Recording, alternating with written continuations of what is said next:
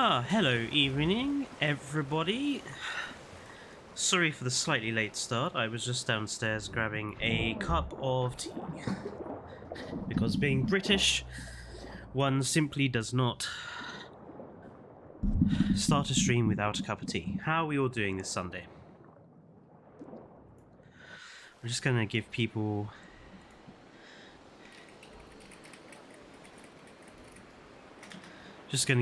some time to pop in. I'm just going to make sure everything's working correctly. Looks like it. Hello, Neron. Where have you been? I haven't heard from you in ages.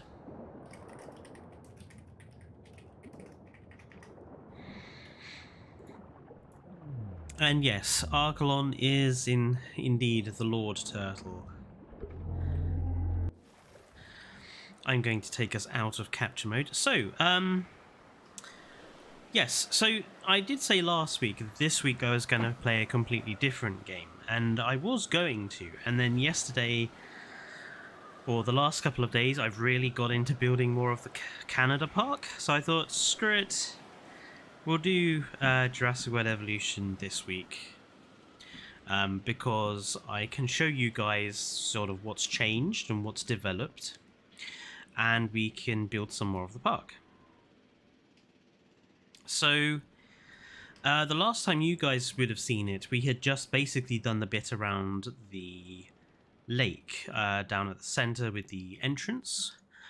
Everything else then is brand new. So we have our new lagoon here, which is home to a mixture of animals. We've got sort of this kelp rocky formation across the middle of the lagoon, and then each end of the lagoon has like a little kelp forest. We've got the Archelon rocks, rock obviously, for them to rest on because there are Archelon here. We have a couple of mod species in the park as well. We have these guys. These are more Torneria, which you might recognize from the Prehistoric Planet episode. I think it was season 1. They had more Torneria in them. These are obviously based on the Attenborosaurus. So we have a male and female Mortorneria in here. And then alongside the Archelon and them, if I can find one, there we go, we have the Devonian period fish, Bungatius, which is like this weird sort of mollusk-eating non-cartilaginous shark relative. So we've got a mixture of animals in here. There's not too many. There's only 2 plesiosaurs, 4 Archelon, and I think 5 or 6 Bungatius, so it's not completely packed. There's plenty of space in here for them. But then they're mating. There's a male and female Archelon as well, so there's the male pattern that we have here, the blue and brown with the speckled blue coloration, and then you have the non-speckled coloration for the females. How do you think a Baryonyx and Iguanodon pick up a cup of tea? Well, the Iguanodon would be okay. He'd just have to keep his thumb spike out the way. As for Baryonyx, maybe he'll have like a handled thermos or something. Yeah, so that's the lagoon that we have built, and then behind the lagoon we have a couple of different routes. This route goes up here to this JPOG viewing tower, which gives views. Let's switch to this side, which gives views down into this enclosure below. And this enclosure is a sort of geothermal volcanic spring area with a pair of mating Mapusaurus. Male being this blue skin with the orange, and the females the black and white stripes. So yeah, they have this geothermal spring-like zone behind. And then on the other side, we have a couple of viewing galleries that'll overlook that enclosure, some seating area here. Back this way, we have a dome access which goes into the lagoon, the viewing dome underneath the island. And then in here we have... Oh, no, that dome access leads to the log viewing gallery, sorry. And in here we have 4 tarchia, mating 2 males, 2 females. The females again have this sort of black and white striping, and the males have this coloration, the green and sort of an off-green black and white with the golden armor plating, which I thought worked quite well as for the males. So there's 4 of them in here. This was going to have Tentonontosaurus or Mutabarosaurus in as well, but I think the 4 tarchia alone kind of filled that up. So I decided not to put them in there. The rejections are always in the pits. We love the tarchia. Fun fact, the Shonisaurus post on Instagram actually has a lot of people complaining to Frontier why there isn't kelp in the game. Even casuals are saying it's pathetic the modders had to mod it.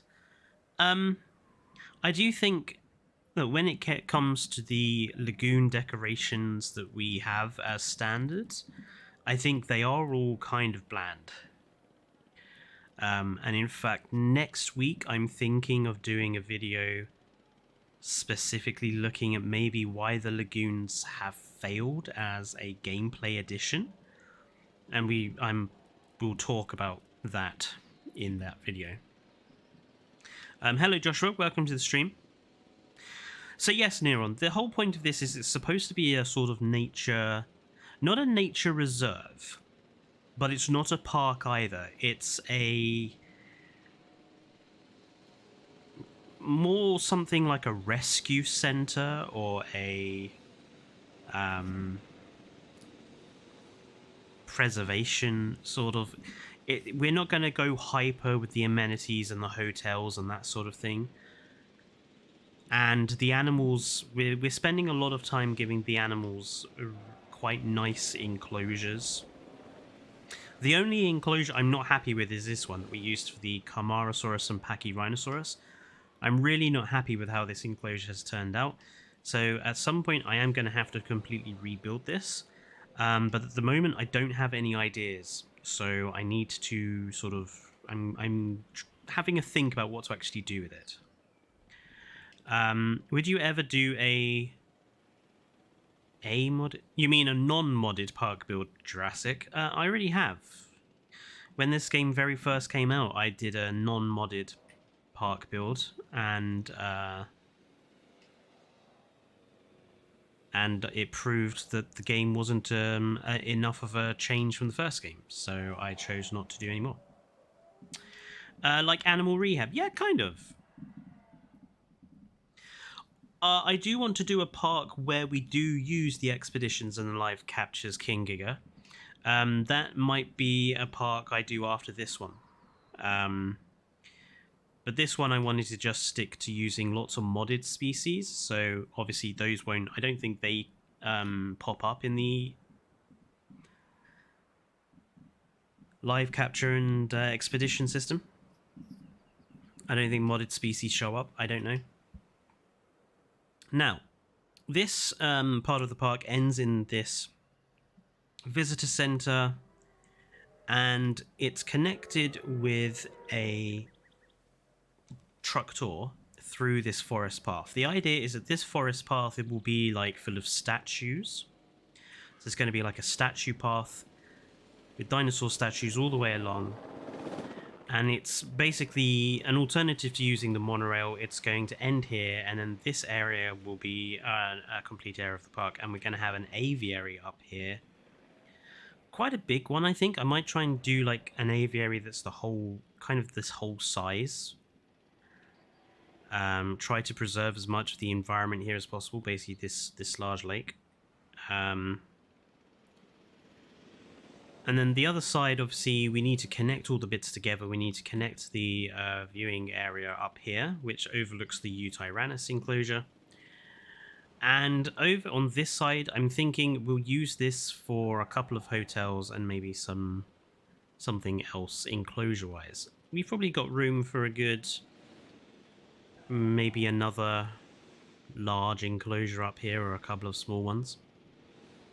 But yeah, so today's job is to finish doing this area down here with the visitor center and this pathway and start the aviary section.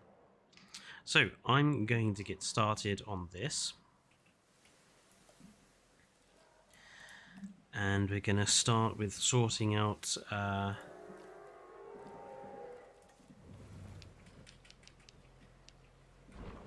truck tour zone.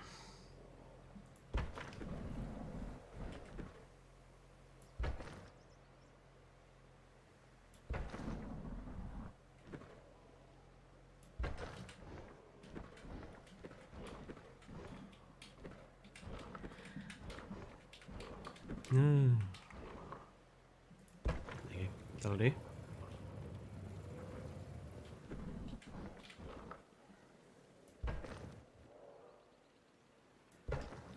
Put some trees or something here just to hide the edge of that.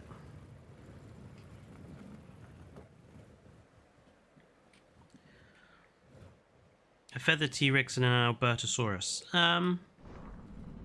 Yeah, considering we are in Canada, I suppose we should have Albertosaurus somewhere. So,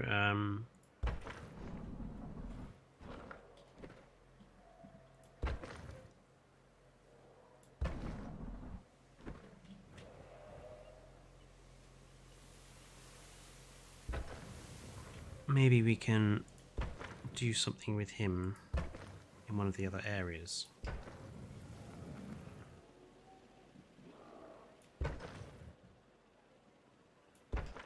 Okay, we'll use trees to line the rest of that.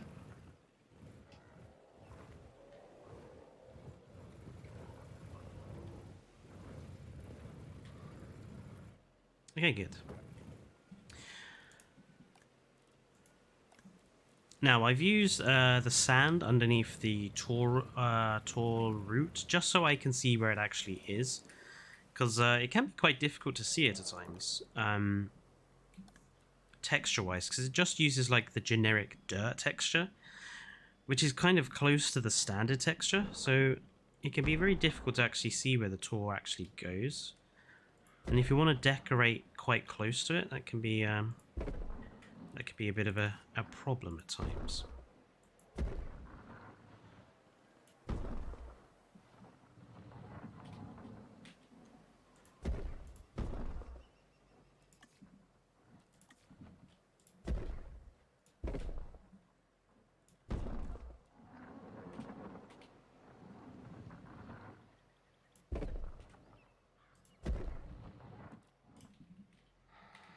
So what do you think the next DLC will be species-wise, and when do you think they will release the trailer? Ooh. Well, as far as when they will release the trailer, it's difficult to know, because they kind of have started to go off their usual update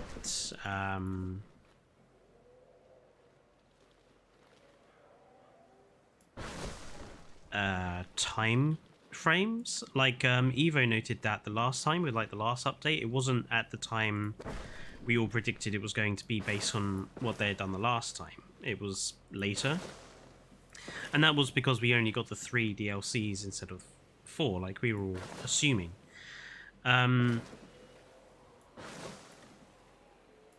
So I mean, I'm thinking that there may be something in April, so I would think we'd get the trailer possibly halfway through March.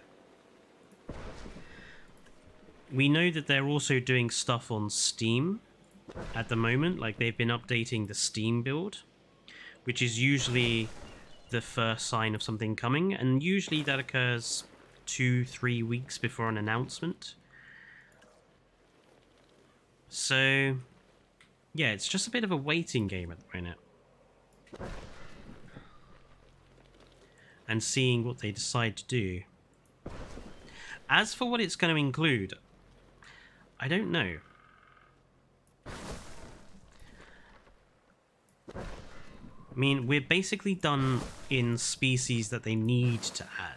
You know, we've got the Tarbo now, and we've got the Concavenator now. So I think that's the entirety of like the film canon species in now. So what comes next, I'm not 100% sure of. I know what I would like them to do. I would like it to be an expansion. It has to be more than species this time round. We really do need an expansion, some new building sets, some new, more maps. Just more than just here's a few animals.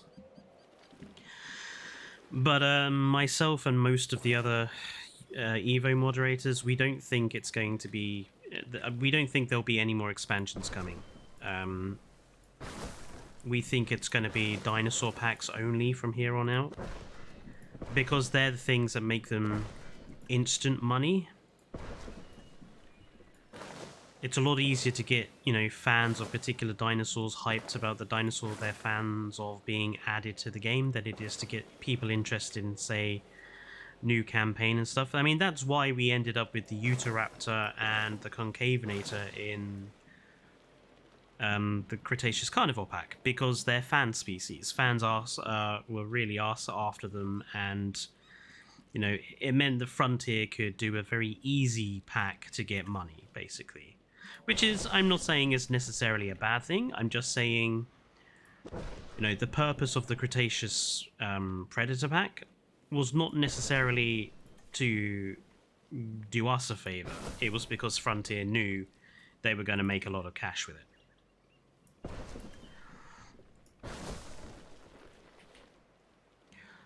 So really, if we're using that methodology to think about what the next species might be, I mean, what are fans asking for at the moment that Frontier could make money off of? I don't actually know. I mean, what actually is the dinosaur that people are most after at the present time? Because Twitter, you know, people come up with all sorts of ideas, but I haven't seen like one prevailing one. Plateosaurus I see mentioned a lot.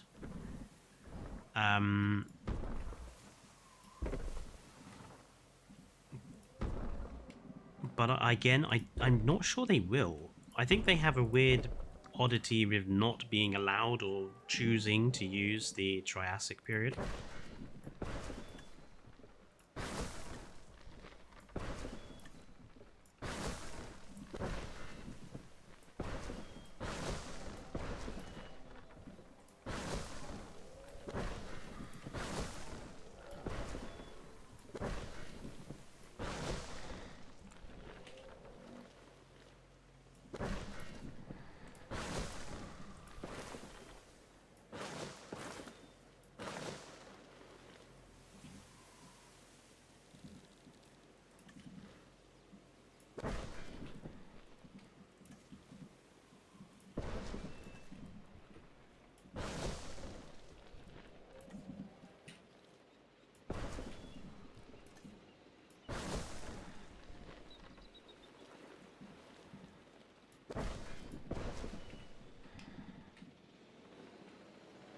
That looks a bit better already.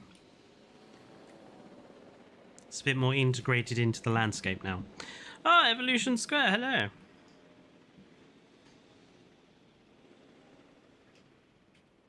Right, the statue park then.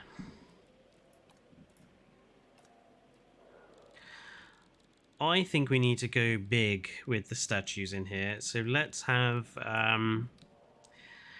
chat. Give me 3 species of big sauropod and 3 species of big carnivore.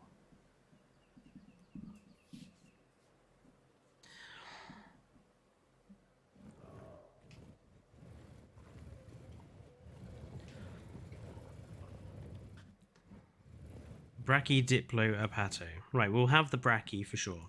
We'll have the JP3 brachy.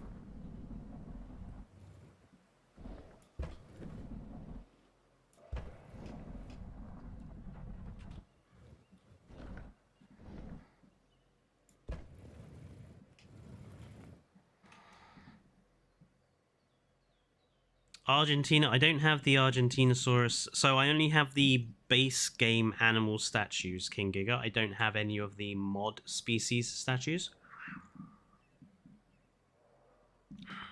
T-Rex, Giga Spino. I think Spino, I definitely think we'll have in here. Where shall we put the Spino? Let's put the Spino here.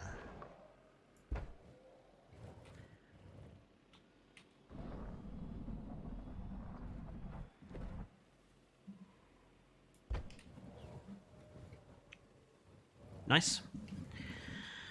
Alamosaurus, says Neron. We'll definitely have the Alamo. I like the Alamo is, I think, my favorite sauropod. Out of all the big ones we've gotten, I think the Alamo just has the best skins.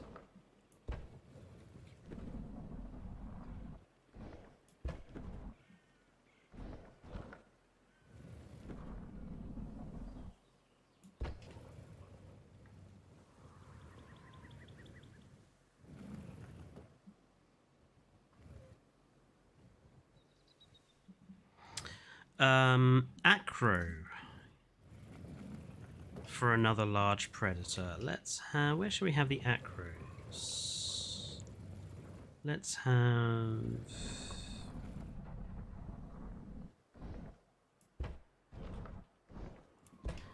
a couple there. Yeah.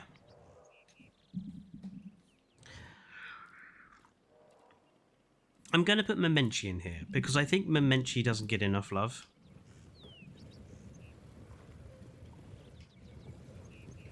Momenchi seems to never get mentioned at all when it comes to sauropods, so I'm going to put some Momenchisaurus in here.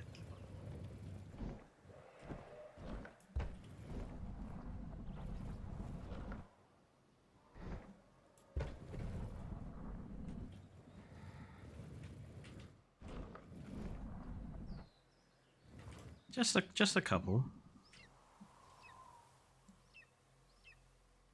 Nice. And another big carnivore. Giga, Alberto, Giga.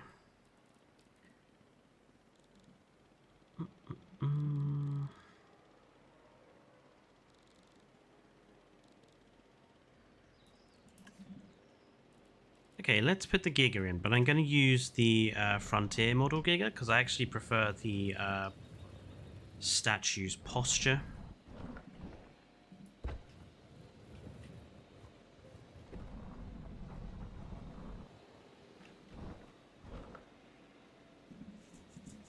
We'll just have the one. We'll just have the one Giga in here.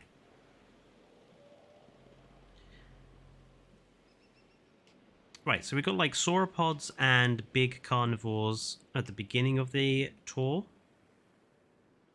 Statue park. The next half, let's say I want...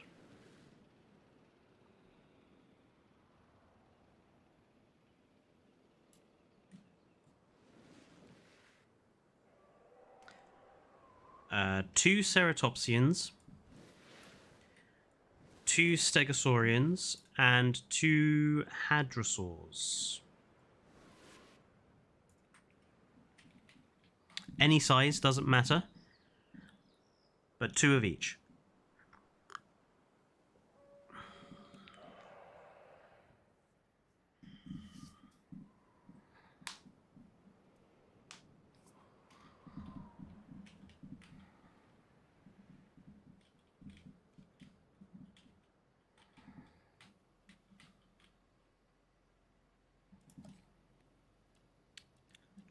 Trike.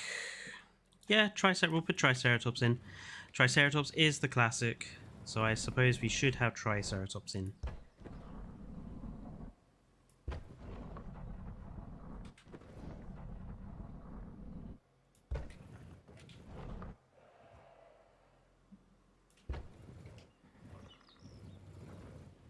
So, 4 Triceratops. Whoa, says Neron. Okie dokie. Whoa.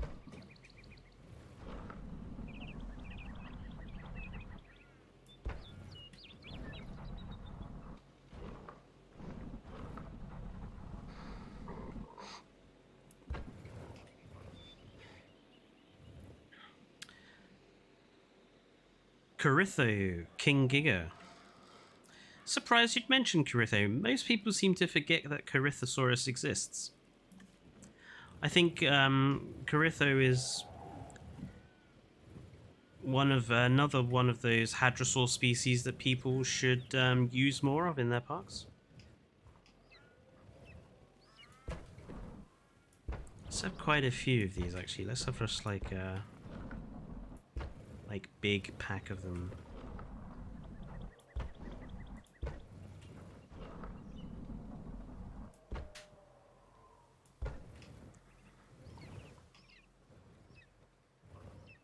Lovely.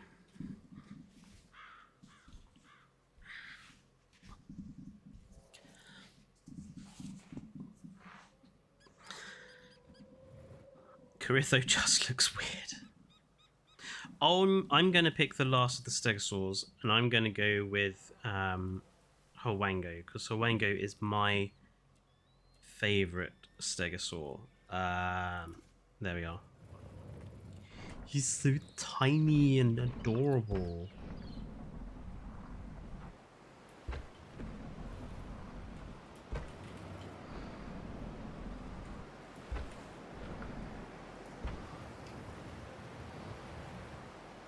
Hwango. Another species of ceratopsian and another species of hadrosaur, folks.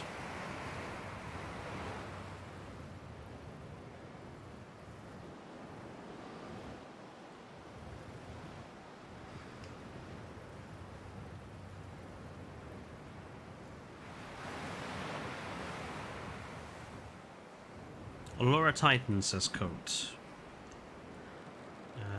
Allura Titan.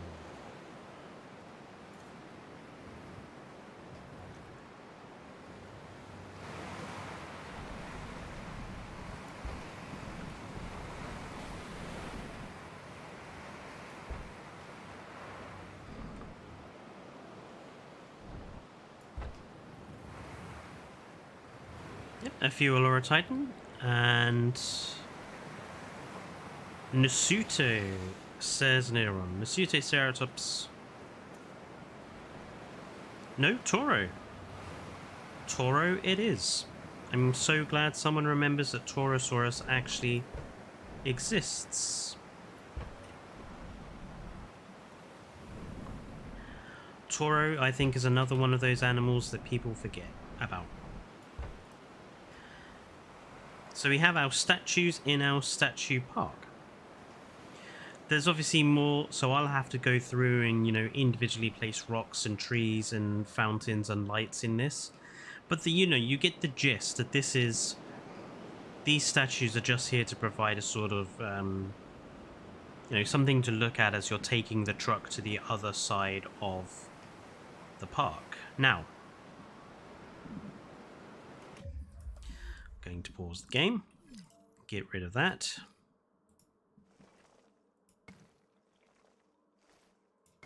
Give us a path, and then if I go, it should give me that and that. There we go.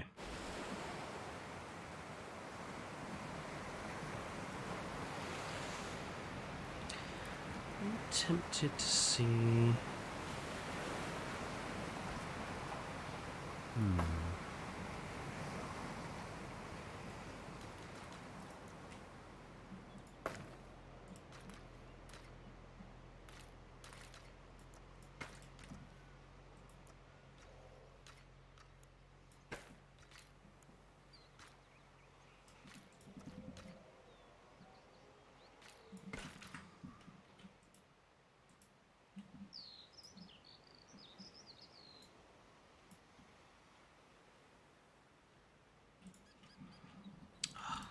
The Move It mod really does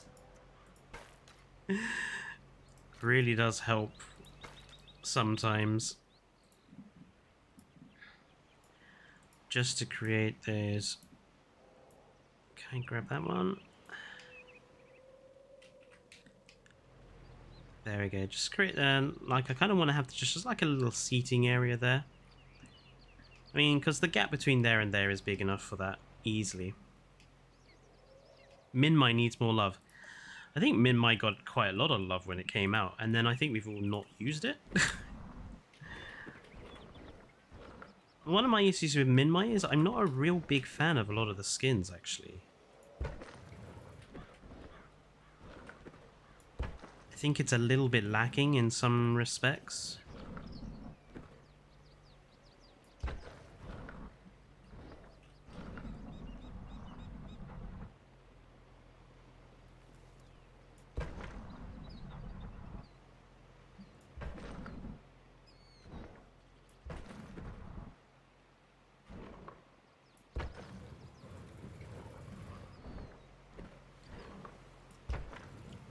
Seriously, Frontier?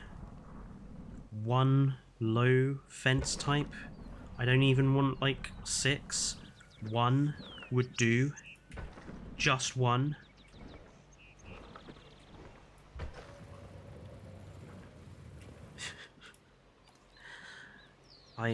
That's doable. I don't think that's asking too much. One type of fence that's just, you know, half the height of the originals, and then one type, and exactly the same, but like really low down.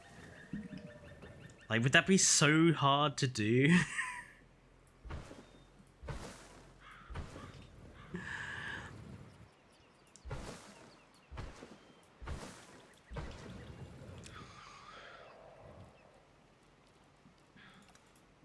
I have such low fucking requirements.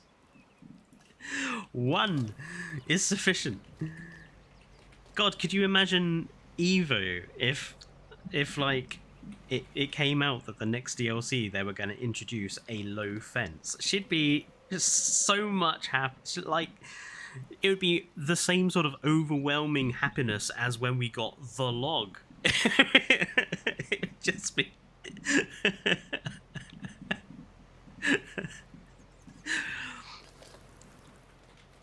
The sheer unbridled joy of Evo when given low fencing would make my year, actually, I think.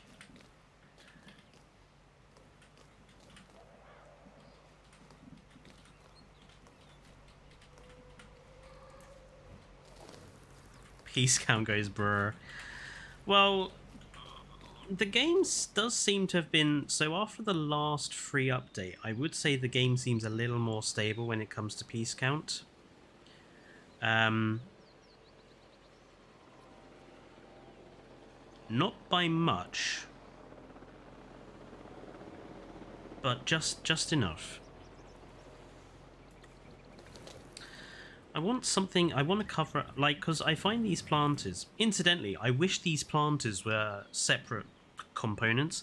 I know I did a video on this some months ago about like taking bits from pre-made structures so that we can place them in other places, but I wish these planters were one of those, because they have that nice curve to them, and we have no pieces that have that kind of nice curve, and they have seating in there that people use.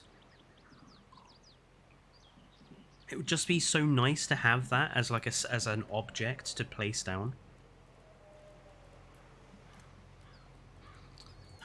Let's think.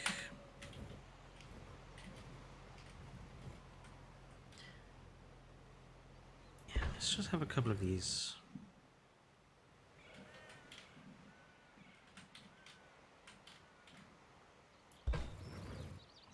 Ah, and something that I discovered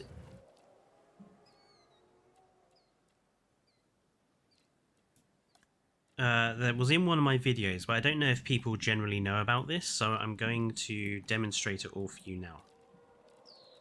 So, say you have a fountain like that, and you want to put trees either side, and you're not using mods. Now, you would think you could put down these really close, but you see that there's actually the overlap there. You end up with a really big gap between them, okay? But if you use the wooden one, you can get them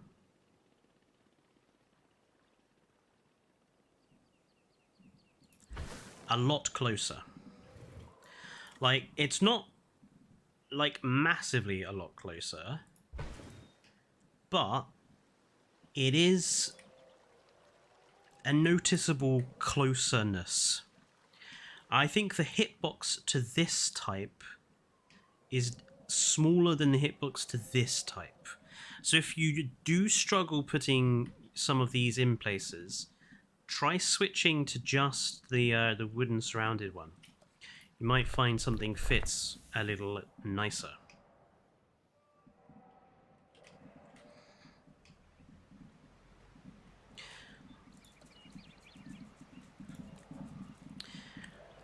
I think picnic benches at this end of the park would work.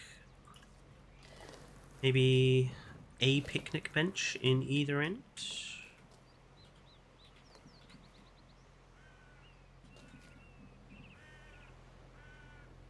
Or normal bench. I can have like a ring. What do people think? A picnic bench at the ends, or several normal benches around like the perimeter? Because I could put a couple near this bench regardless, or here. I like that actually. Let's put 1 and 2 in there.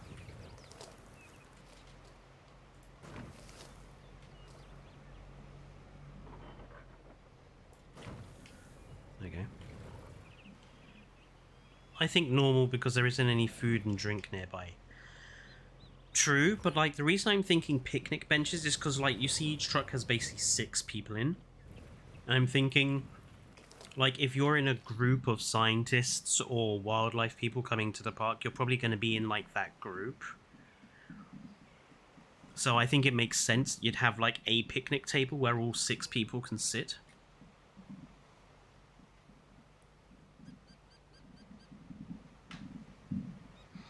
I'm going to go with the picnic tables on that logic.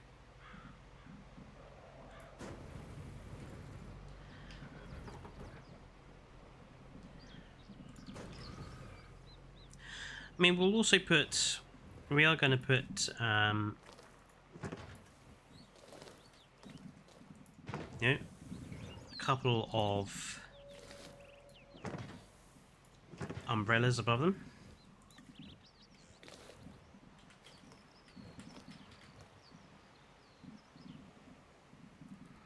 And I might put like a single like seating area, normal seating area down here.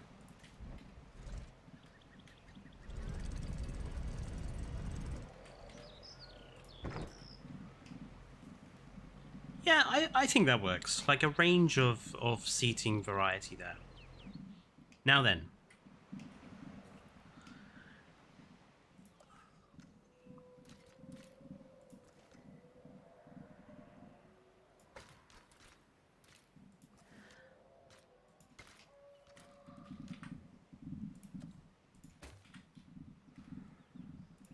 Oh yeah, close to 4 stars.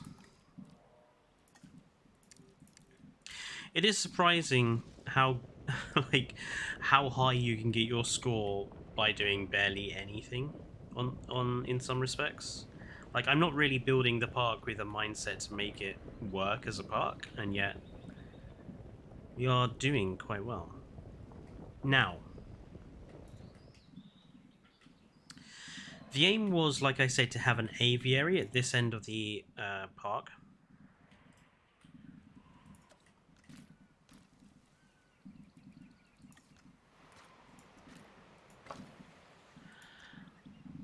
But I'm wondering how big of an aviary to do.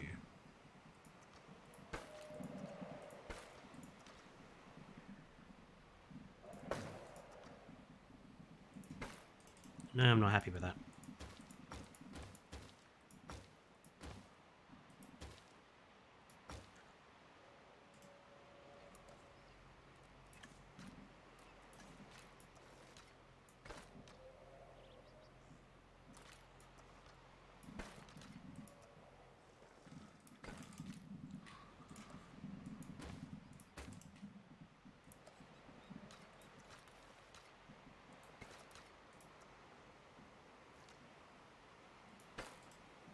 That's better. Yeah, the motor seems to always, like, give you a massive amount of improvement to your park rating. It seems to be like the, you know, the fuck off I win button. Now, this is quite a large area, and we're going to go with the dome. I'm going to use the Jurassic World domes, because obviously this is Canada, and we are having snow. So I think we're going to go with an environment we can quite heavily control. And I'm just having a think about how many I want to have and where I want to have them. I mean, this high ground up here would seem to be the obvious place. And then to maybe use the low ground for something else.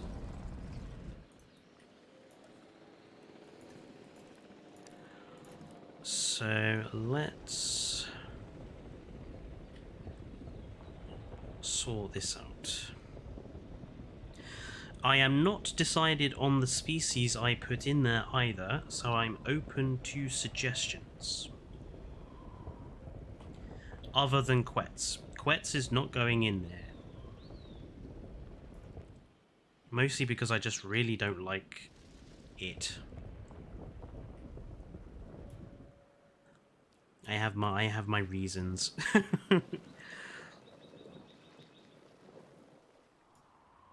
I have nothing against Quetz as an animal. I have everything against the depiction of the Quetz as done in Dominion. I hated that. What pterosaur options do we have? I actually have not installed that many pterosaur mods. I think I actually only have the one extra species. Let me just build a untatchery.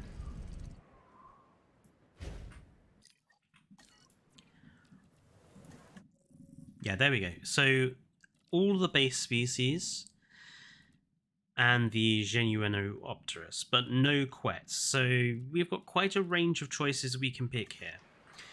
I would say let's avoid anything too small. So let's avoid Dimorphodon and Yehalopterus.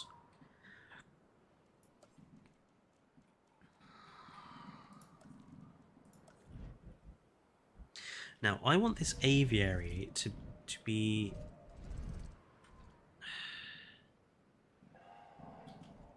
It's got to fill the space quite nicely. So I'm going to go... Let's go there, there, there.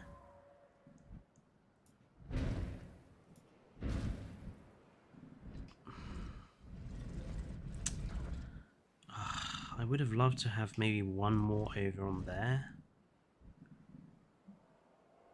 Okay, let's try that again. Let's go...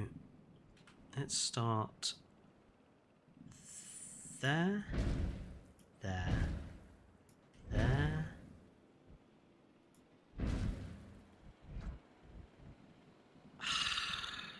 No, I don't like that one either.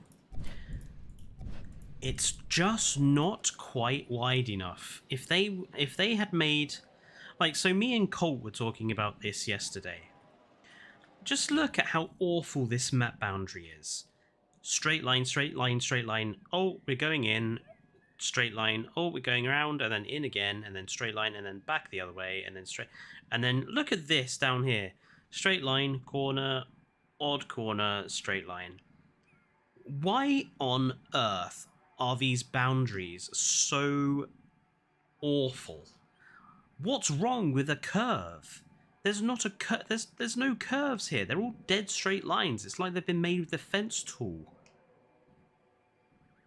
And they waste so much space in doing it like that. Like down here, they've literally cut off. Like if they did that as a curve, we'd actually get a little bit more space there. And it would just be a little tidier to use. Or down here, look, same here. Like why have we gone... Why is that straight line there completely messed up for this like weird cutout? I am tempted to like take all of the in-game maps and actually redraw the borders manually and see just how much space, not necessarily space we'd gain, but how much nicer the map boundaries would be if, you know, they were curved and we drew them ourselves. It bugs the heck out of me.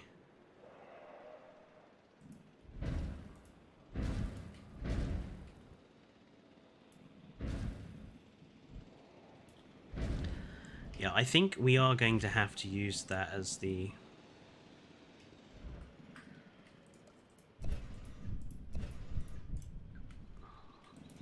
as basically the kind of boundary line. We are going to have to go with that weird shape.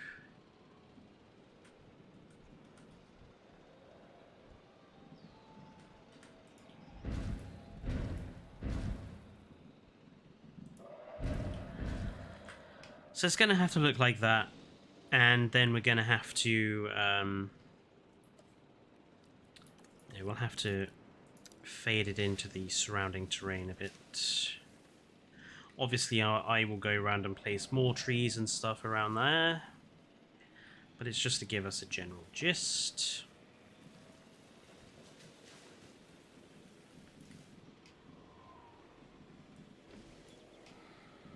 Like thusly.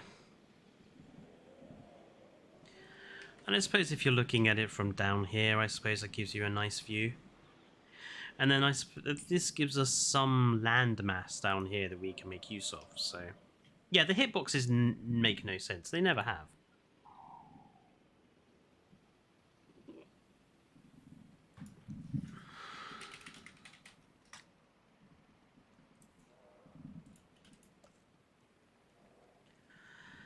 Right, we will use the Jurassic Park viewing galleries because the Jurassic World ones make no sense.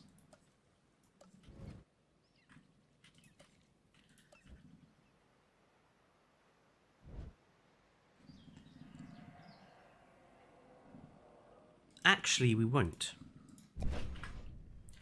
Actually, we'll do something different in here.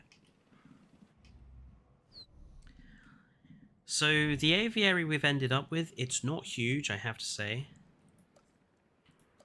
Which is a bit of a disappointment. It would have been nice to be able to get one extra in here.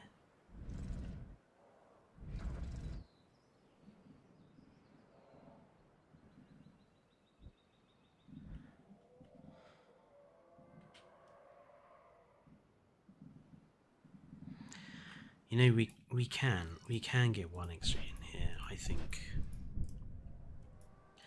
Let me just try one last thing. I think we can get one extra one in here, but I'm going to have to sort of jerry-rig it a bit. So, basically there. So let's do...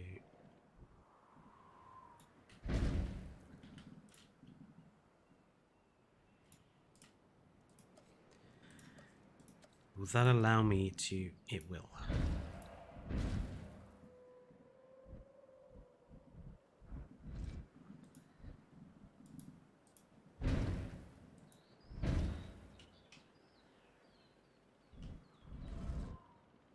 Ah, damn. Then you can't get that one in there.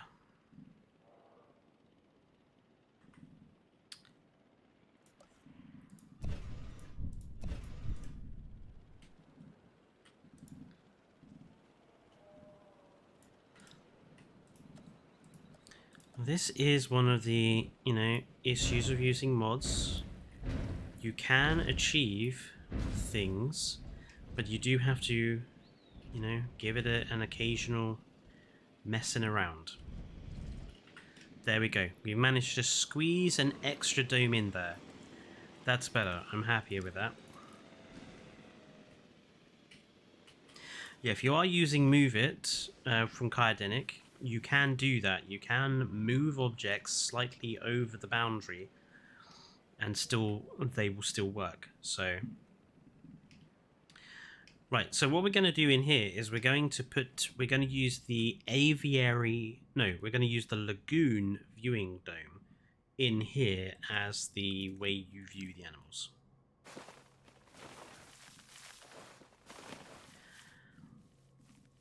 Because that keeps the surrounding edge of the dome actually kind of clean. And what I'm actually going to do is surround the entire dome. So basically, you know the dome is there, but you won't be able to sort of walk right up to it. I'll be manually placing trees and stuff, so it kind of hides the dome's presence. And we'll have the entrance to the lagoon viewing dome sort of up here, I think. Just up there. Fletcher, have you heard of the proposed new species of Tyrannosaurus? Yes, I have. I have heard about this new species.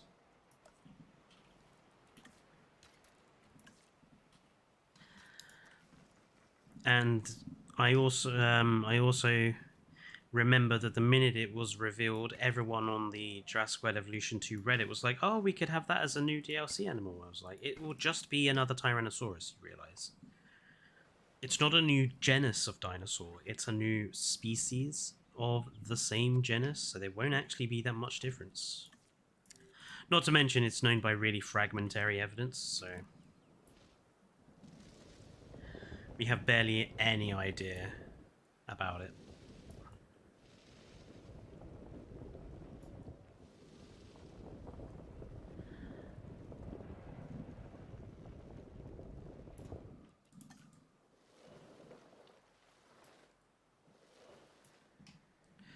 I think we're going to have like the amenities or something over here.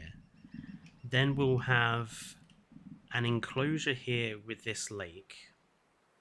Maybe even potentially try and make it look like a walk-through enclosure. And then we'll have it, we'll have the end be the access dome, access point to the dome. And talking of domes, that's one of the few things I regret never going to be able to see, was the Millennium Dome when they built it for London. Because it had like this really amazing sort of display and stuff inside, but it was only there for a year.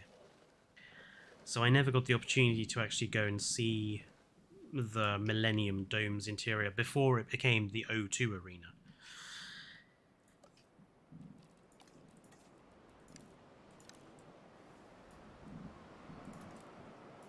Funny to think that's 23 years old now. Like, I remember watching it being built. Same with the Millennium Eye. Me and my granddad went to London, I think at the beginning of 1999, something around there, and we were watching them build the Millennium Eye because they were driving the massive piles into the Thames. Funny to think that was 20 odd years ago now. Ugh, I feel old.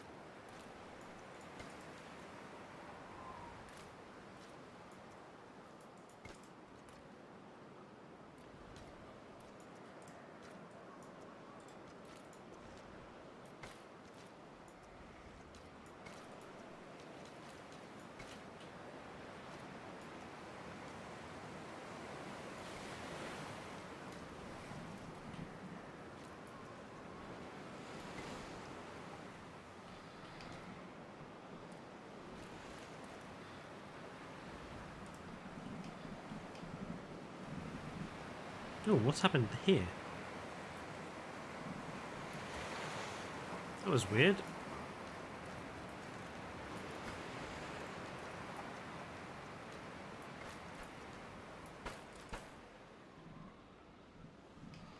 Right, so the dome axis is going to be up here. We're going to make ourselves a nice little simple guest plaza up here.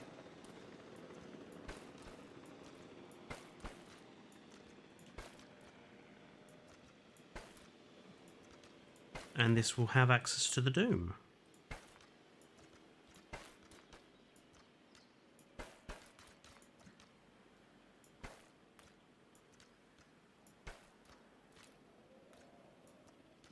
.5 stars away from 5. No, we're still on 4 at the moment.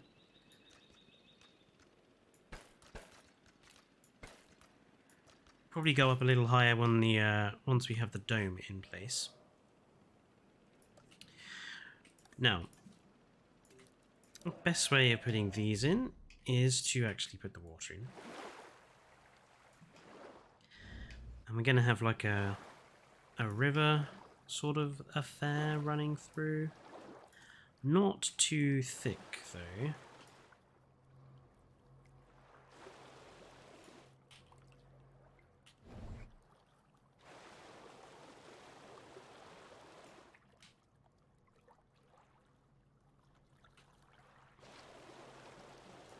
Lovely.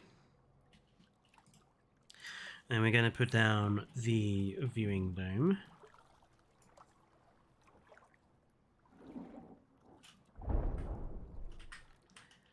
And then we are manually going to sink it down to hide the coral. And there we go.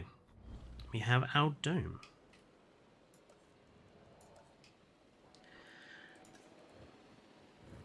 And we need our entrance. I've been liking using the JPEG entrance to the dome, just because they have like the sort of semi-natural surroundings.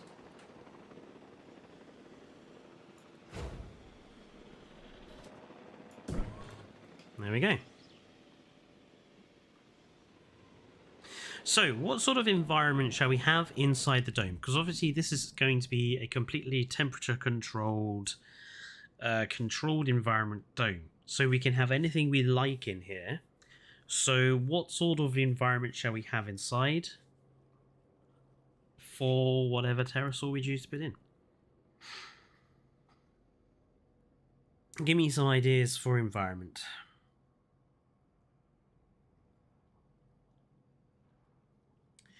Coastal cliffs.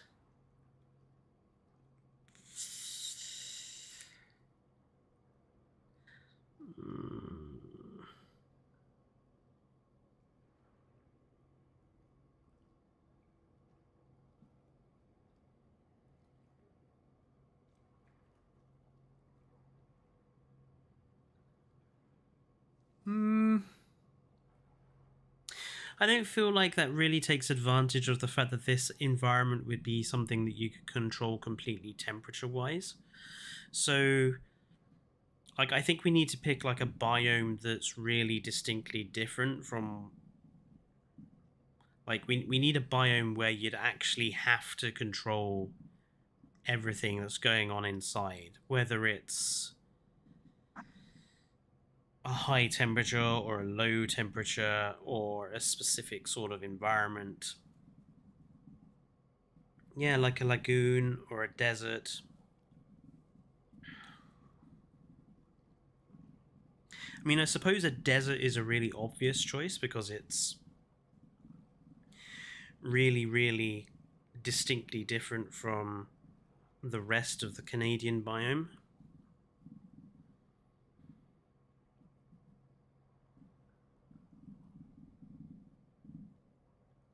I do quite like Neron's idea of like a mangrove lagoon or marsh though.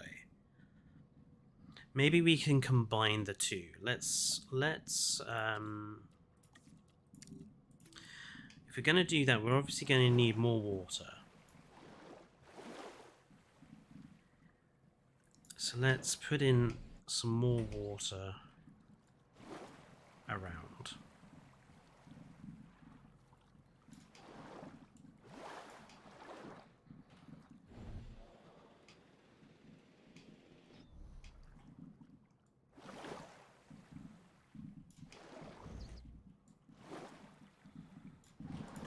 Let's remove a couple of patches. We've got like a couple of islands.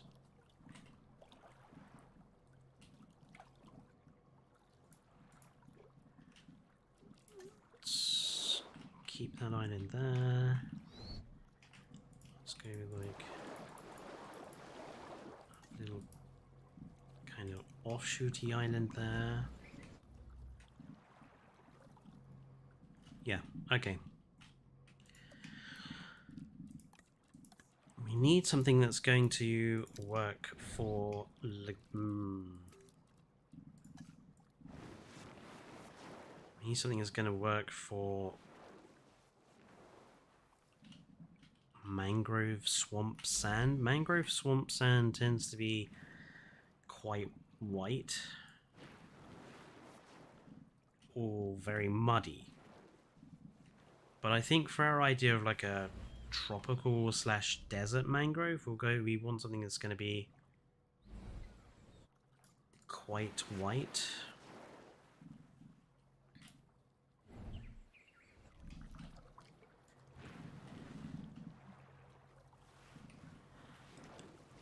So let's put down the standard sand first. There we go. Let's turn the snow intensity down.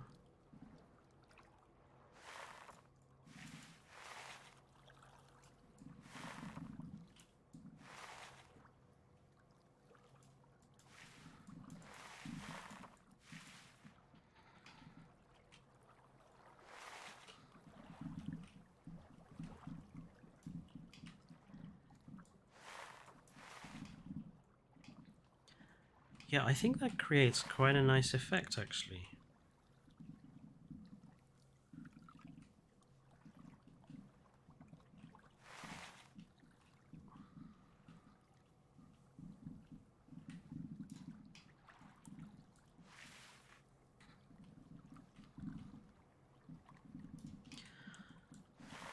You have quite a good sort of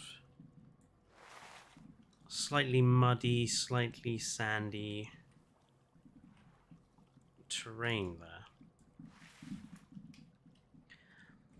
I mean, it is basically the only way to get something approximating like desert sand in Canada is to combine these two, really.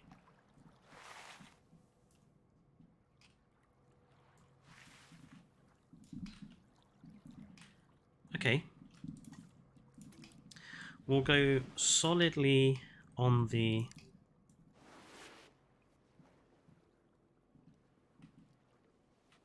sand in the water.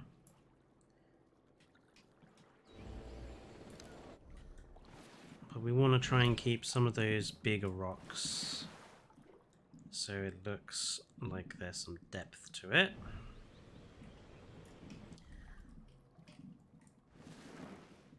Okay, I really hate how the camera works. I'm sorry, I'm gonna have to say this. I hate what they did to the camera. Do you remember, I think it was like one of the really early updates, they switched it so that your camera would no longer kind of stick inside the aviary and lagoons, and it made it worse. Because now you just kind of keep phasing out of both of those areas when you're trying to like design them, and it's very, very annoying. I honestly didn't mind having to press escape to leave the lagoon if I was editing the inside. I didn't mind the camera being stuck.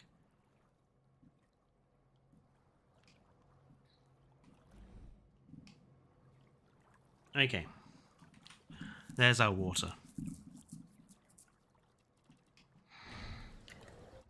For rocks, we'll go with the bright pink desert rocks.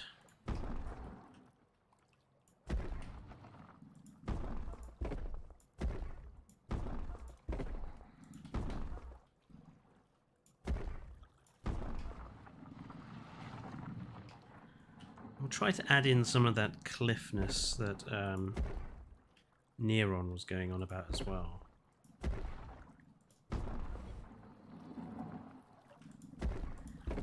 With these.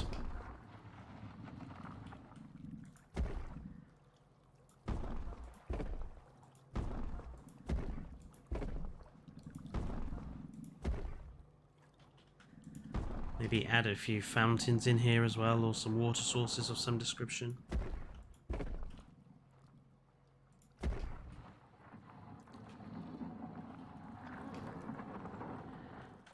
Quite like the idea of this bit being like a cove almost. Let's switch to some slightly smaller rocks.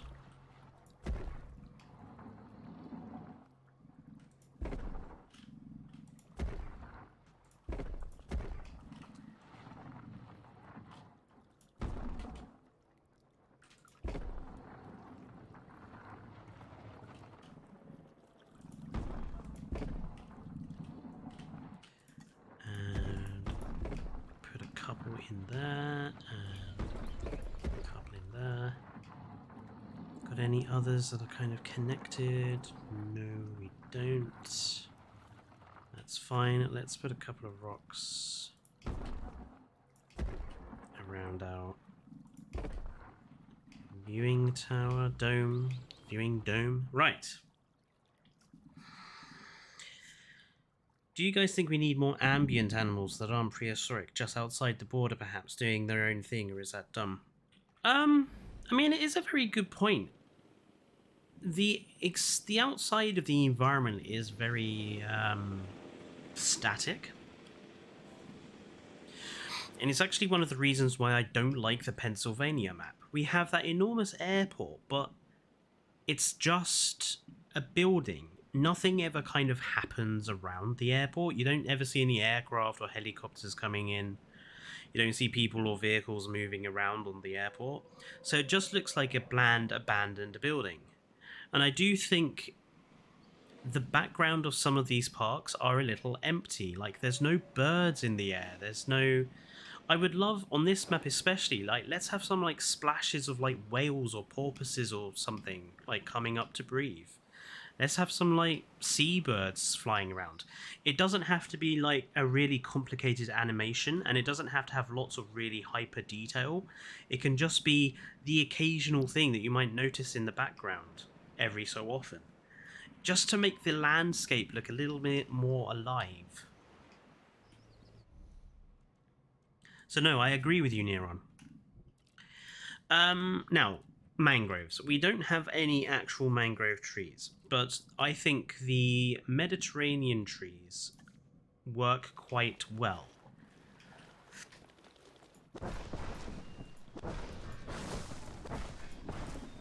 However, only if you shrink them down, because if you shrink them down, you can get like the multiple roots of like a mangrove tree.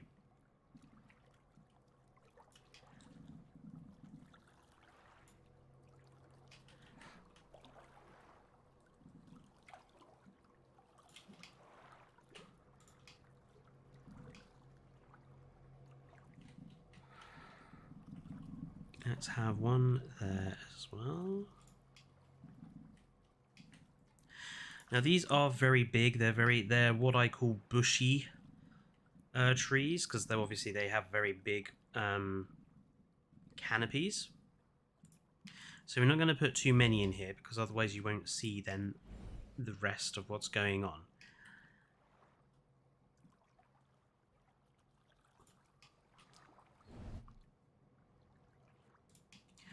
Put another one, I think, on the edge here. Hello, Rob. Now, I also think that these, which are olive trees, I think these also work very well as mangrove. So we're going to mix a few of these smaller mangrove trees around.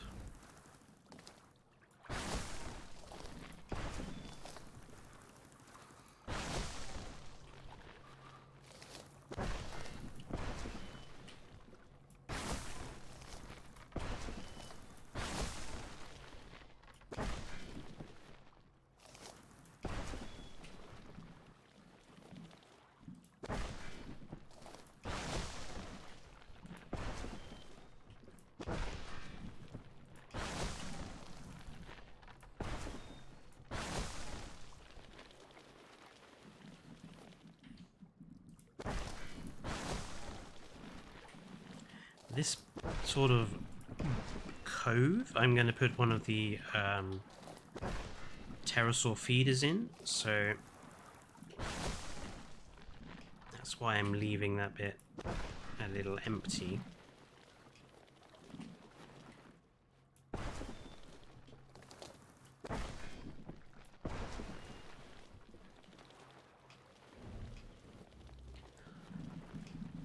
There we go. Right, we are now also going to put some ferns in.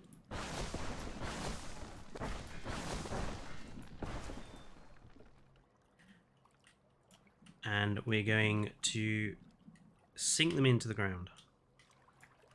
So this will be our sort of coverage.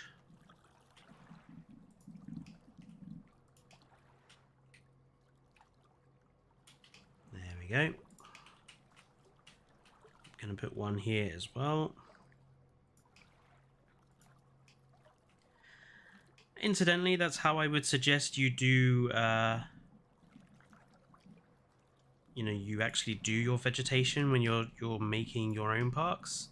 Start with your biggest, tallest trees first, and then layer on each next layer of tree, bush, etc. until you're down to the smaller layers. Because that's what makes for really good looking vegetation, is layering it.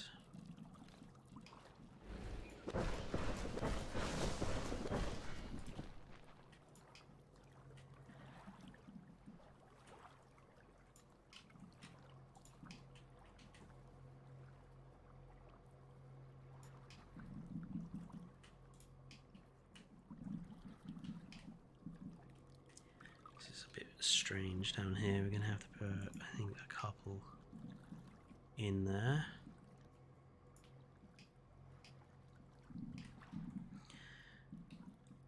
Nice. Are there apes in the Dolomites? Well, if you classify the people who work for Biosin as apes.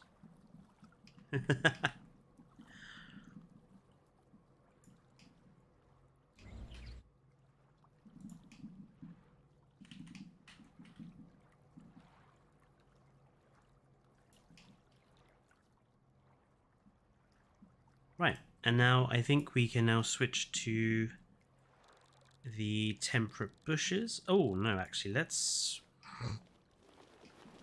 banana palms.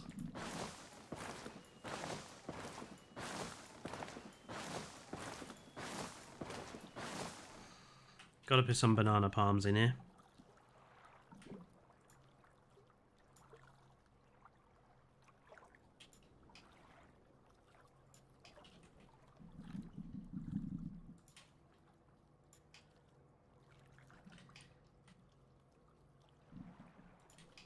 There we go.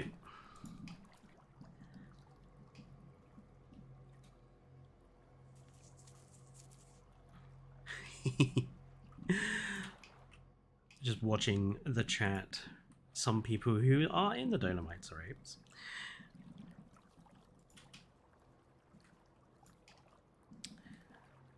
Let's put a couple down here.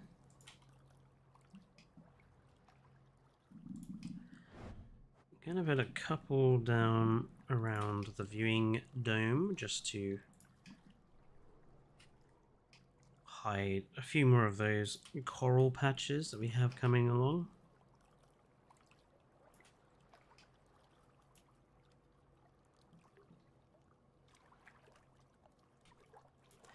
Lovely. Yeah, I think this is pretty much ready for pterosaurs. I'm going to put a couple of logs in here.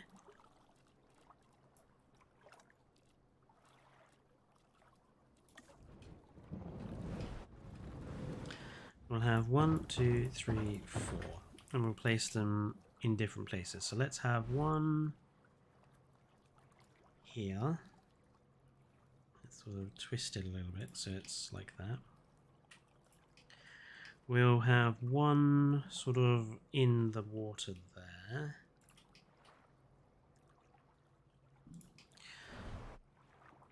We'll have one kind of just lying in the middle there. I think that's fine. We'll put some vegetation around it. And same for here, I think. We'll have this one.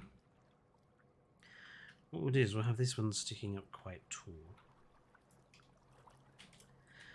And we'll just quickly do like a little... stick a few rocks around.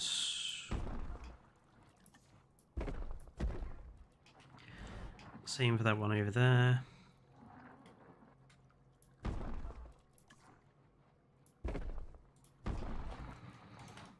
And then we'll just...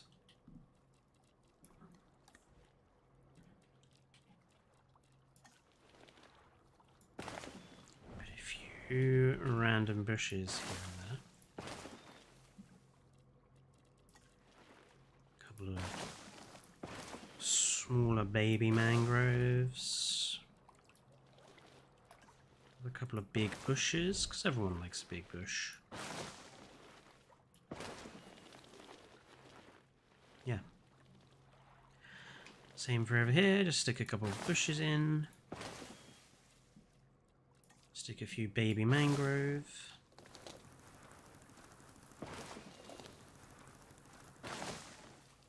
Stick a few succulents in. Lovely. I think we are... oh no, we could do... I want a couple of fountains actually. I want the water to have some movement, so...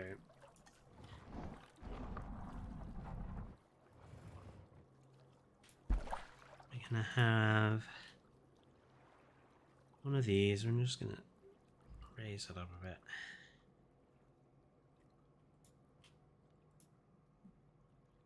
It's annoying to me that fountains placed inside the aviary do not make any sound effects. I wonder if that counts for the JPOG ones I have. Yeah. JPOG ones don't either. That's very annoying. Anyway. I think we're ready for our species. No, I don't have the Nexus plant from the mangrove plant from the Nexus, but I actually don't like the model that they've gone for. I know it's the Planet Zoo one, but I just think it looks a bit strange.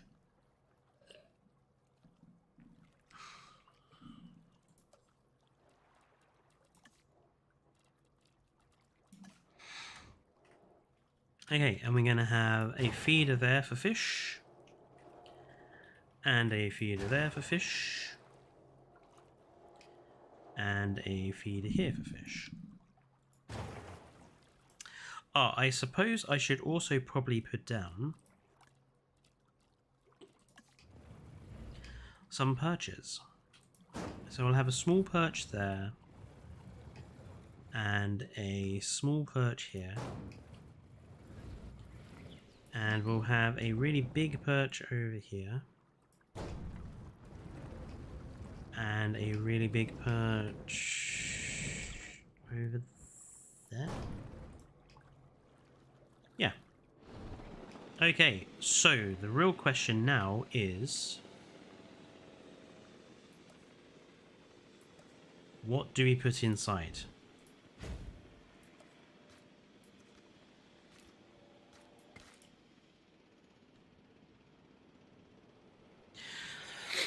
What do people think pterosaur-wise, we should put in. In fact, what I'm going to do is I'm going to go to the species viewer so we can have a look, so we can also pick some skins at the same time.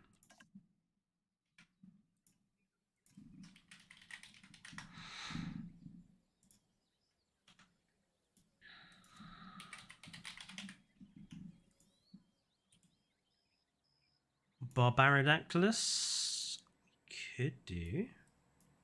Don't use Barbaridactylus that often in my parks, actually.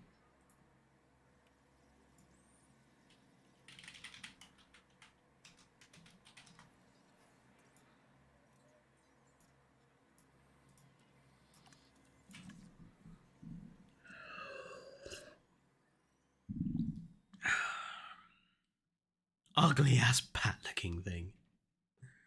Yay, Holopterus is not ugly.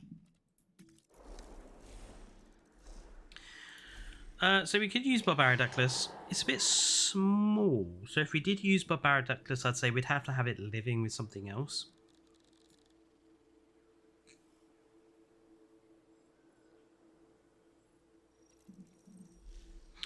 I don't use Geostambergia that often either. And I don't use Marodactylus that often. And I don't use Tropiognathus that often. I don't use pterosaurs very often in my parks, actually. I should probably get better at using them. I'm going to say no Pteranodon, because I used Pteranodon in my Nublar Park last time. So no Pteranodon. King Giga, I've said nothing small, so no Yeholopterus, no Dimorphodon. So no Yeholopterus, no Dimorphodon, no Pteranodon, and no Quets. So those are the restrictions. Everything else, feel free to suggest.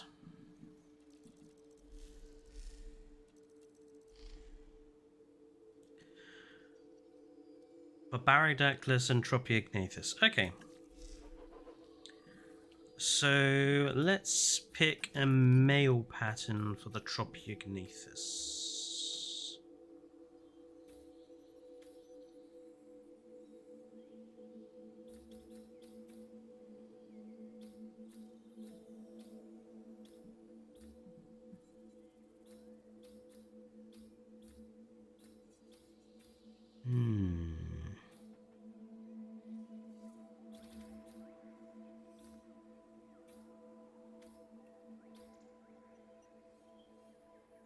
I do quite like this one. Let's have it flying. So it's got like the grey back, but it's got like the really yellow belly. I really like that, actually.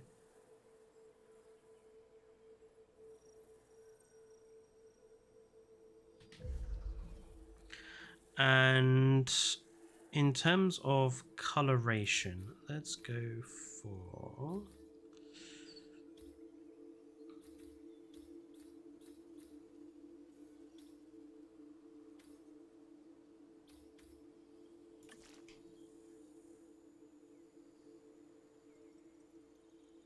I quite like that, actually, because if you look, that's like got a similar color to the sand, and it's got quite a nice crest color.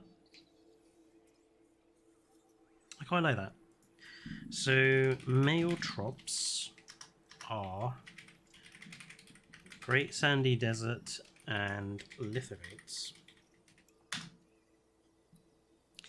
So female trops...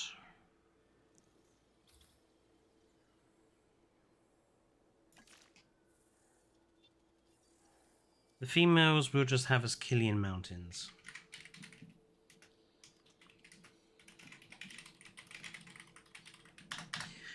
And Barbaridactylus was the other species, which I think is a lot easier to pick skins for, because they have so many nice color combinations. We want something that's very distinctly different to the trop, so let's see. I quite like the red, actually. Sonoran Desert. And let's see. Oh, the watermelon.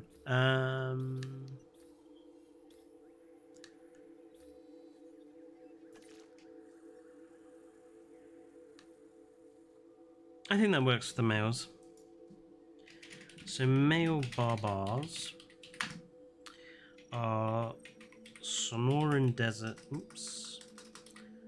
Sonoran Desert and water. Am I the only one who names their skins after stuff? I feel like I am, because I never hear anyone else refer to like dinosaur skins by like, oh, this is the watermelon skin, or this is like the copperback skin, or stuff like that. I feel like I'm the only one who does it. It makes me a little self-conscious.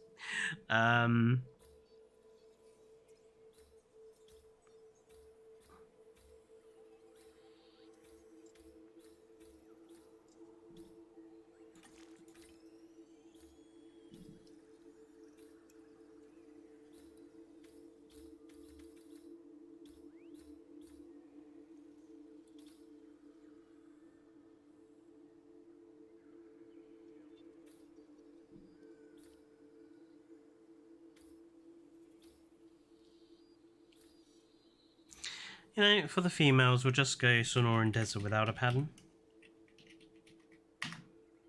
Mint ice cream. Yeah, mint choc chip ice cream Liavlorodon.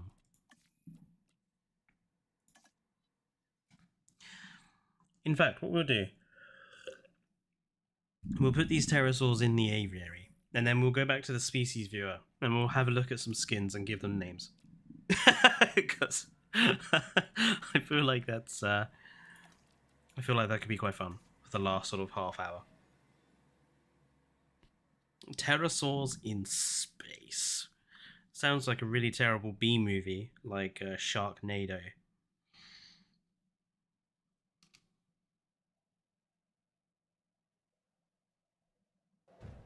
Here's a funny fact I happen to know. So Leonard Nimoy, the person who played Spock in the original Star Trek, one of the first things he was on camera in was a film about lesbian vampires from space. How cool is that? Right. Tropiognathus, Great Sandy Desert, and Lithobates.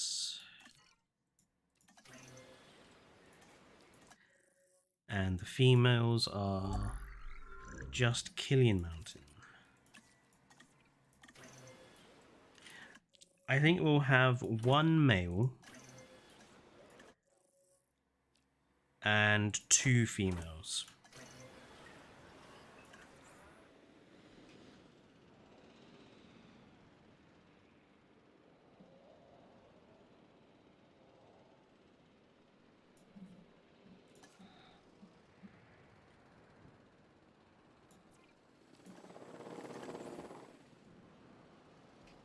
Zombiever. Oh my god.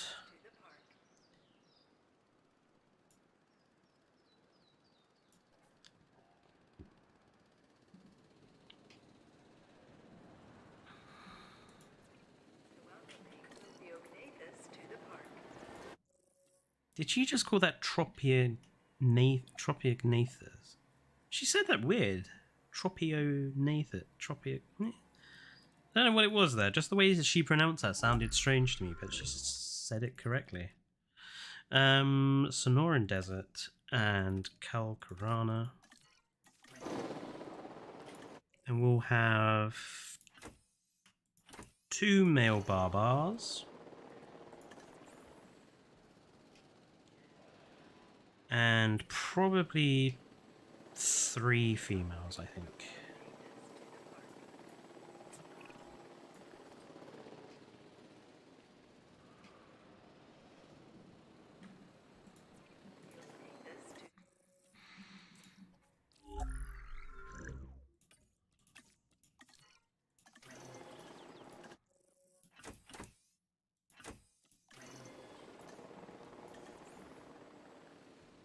Now, the greatest film of all time is clearly The Room. Oh my lord.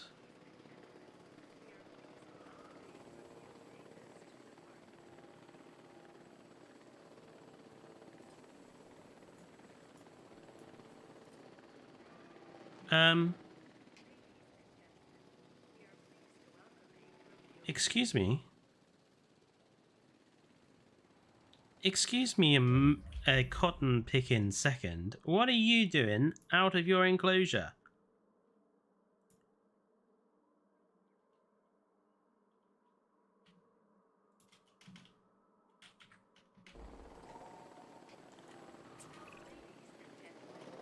What the heck? Oh, the... Is that not actually connected onto the thing? That's strange. It's not actually dropping them into...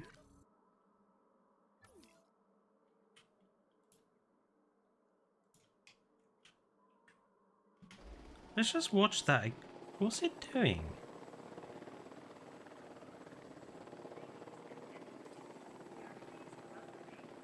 Oh, that one it dropped in. I must have been very inaccurate with my button pressing. Yeah, because look, some of them have... some of them have,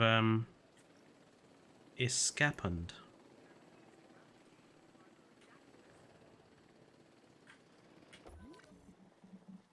You there. You there. Gotcha.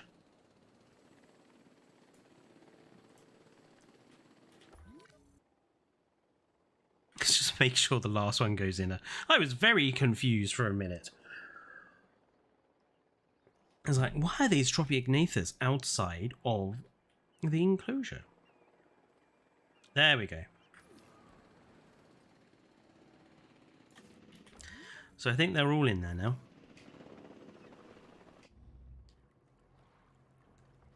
Yeah, I don't think it looks overfilled. I mean, I think it's on the limit. I don't think I would put any more pterosaurs in here.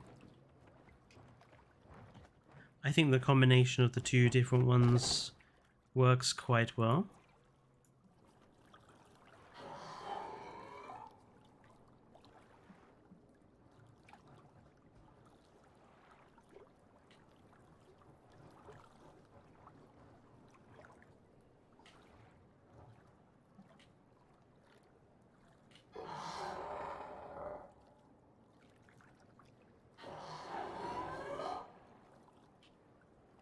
Yeah, I think that works quite well, and I think that's a quite good environment, actually. Where are you trying to go? Are you trying to phase through the... I'm watching you, Tropiognathus. You stay inside the enclosure.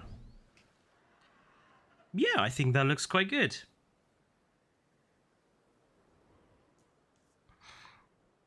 I'm happy with how that has turned out. And obviously there is... the statue park needs to be finished off, and I need to decide what to go in this lower lake down here. And then we'll just have this sort of...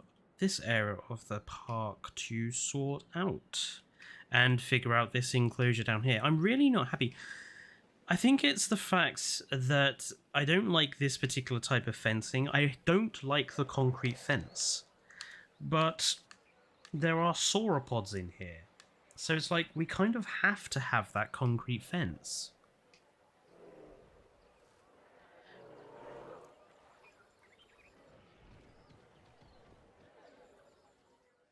Unless we use the...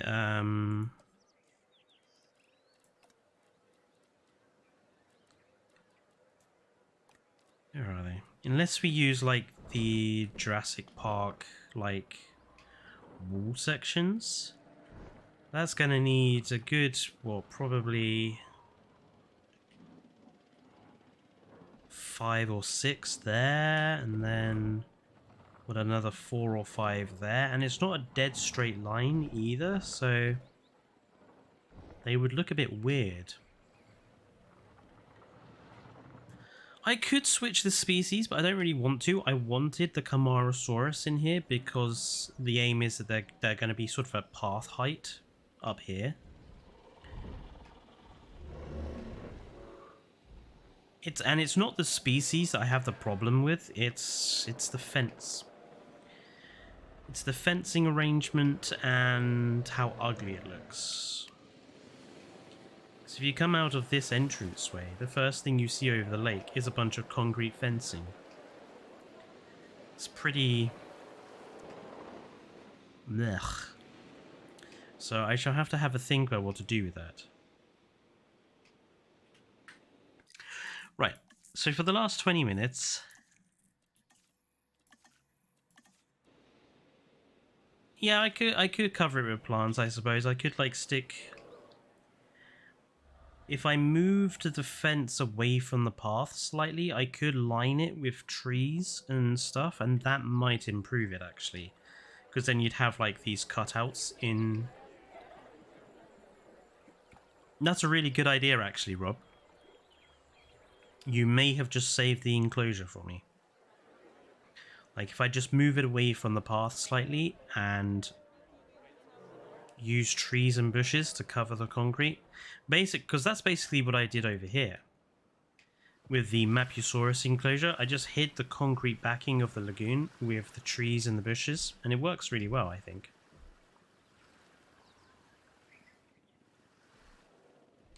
Kind of did the same here as well, like hiding the actual perimeter of the lagoon.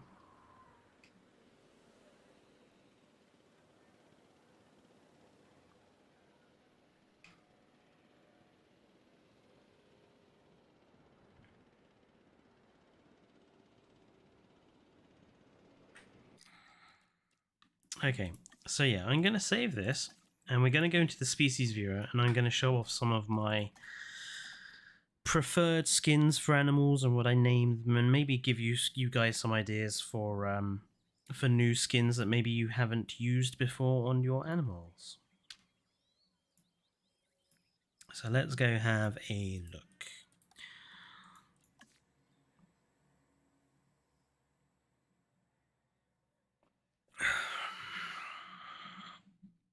Hide it with planters, it always solves a problem. Yes. So,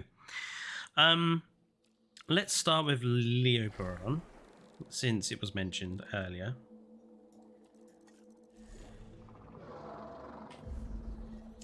So there's a couple of favourites I have for the Leopardon. You have, is it that and this one. So, Svalbard and Porkrana, which I call my Fallout skin, because it reminds me of all the nuclear radiated glowing animals from Fallout 4. So this is the Fallout Leopardon. And given how sort of mutated the Leopardon actually looks, I think making it look like it's been nuclear irradiated kind of works. But there is also, which green is it? I think it's that one, and yeah, so Amazon Rainforest and Calcarana is my mint choc chip. You've got like the white black speckles, and then you've got like this mint green, which I think looks really cool on it as well.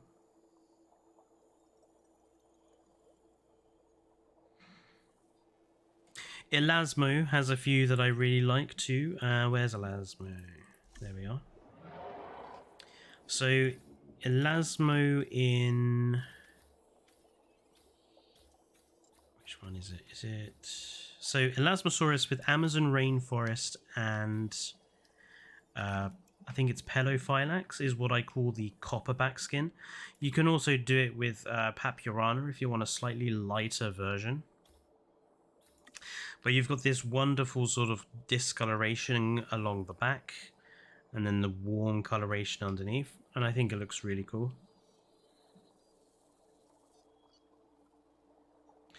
I do also really love Gambia River with Papurana, which I call Sapphire Sands, because you've got like this really bright desert yellow-orange, and then it's speckled with this blue sapphire sort of coloration as well, which I think looks really great.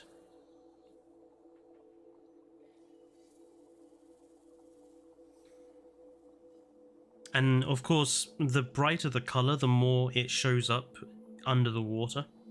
So it's worth remembering that with your aquatic animals. The brighter the pattern, like the more contrasting the pattern, the easier it will show up. Let's have a look at the Alamosaurus. So one of my favorites here is this green. Basically with any pattern you like. But I just really love this green. It's like a proper hardcore like iguana sort of green. Like in the early 90s, pretty much 90% of dinosaurs were this green. And it just really it makes me feel nostalgic for like early 90s dinosaur stuff. So like this iguana green Salar del Huasco, and basically any patterning on there. I think there was another one with the Alamo.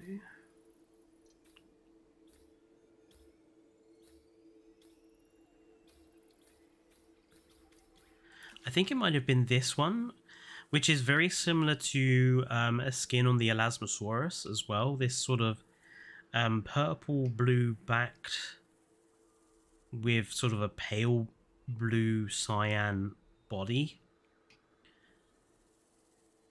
which is also another big favorite of mine.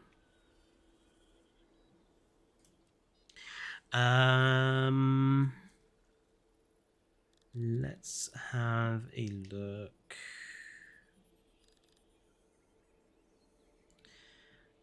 Let's go for the bees. What bees? No C's?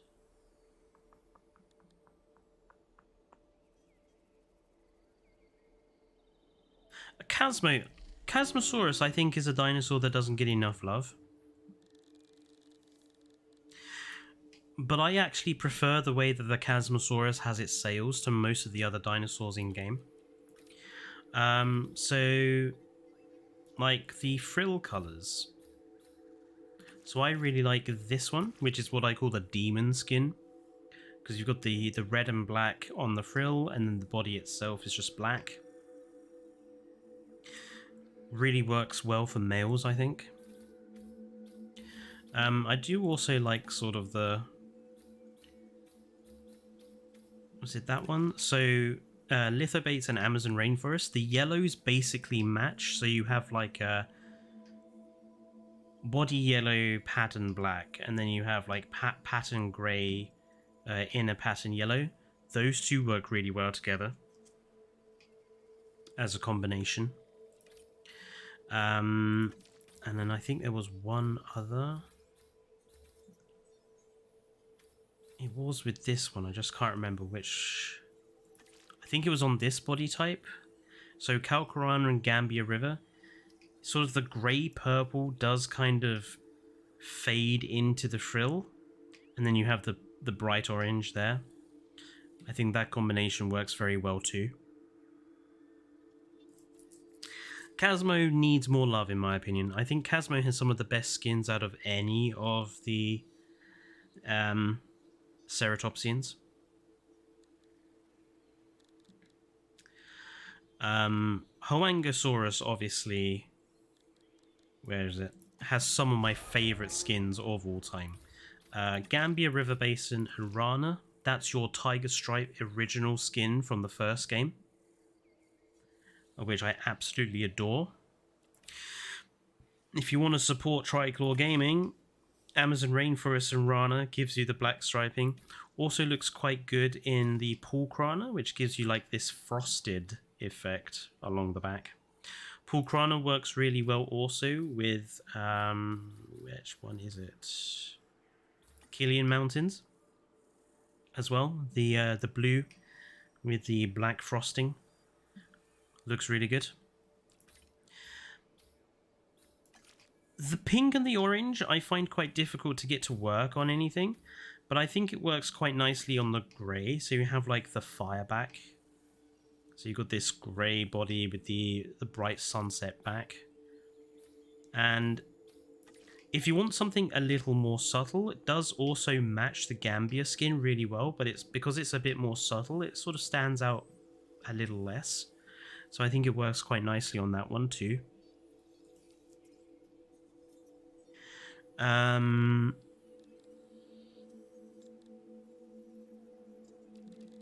Let's go have a look at the Utah.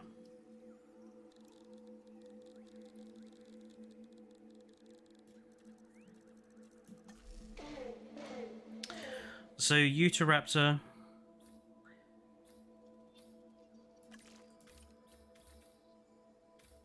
I think it was... Oh no, it was Pyroraptor. Pyroraptor was the one I was thinking of. But most of the feathered animals all have really great skins. Like, I really do love all the color combinations on the Utah. Like, they have also this really great green as well. Again, if you want to support Triclaw Gaming, there's your Triclaw skins, Svalbard and Liftbaits. I suppose I should do a park which is just my Triclaw colors of the black and the green, shouldn't I?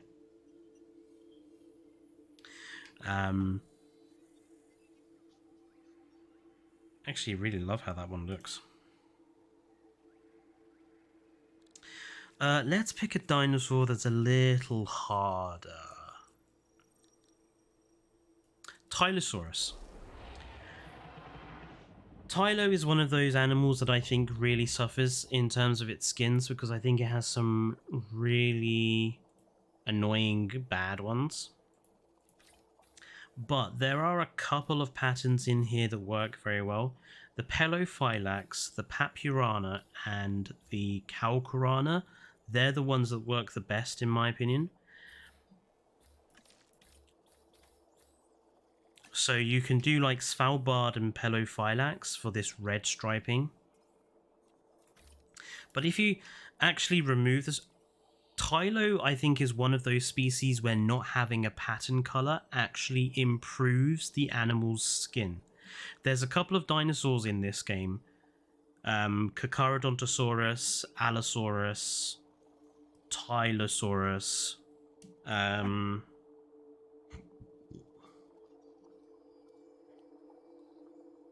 there's another one.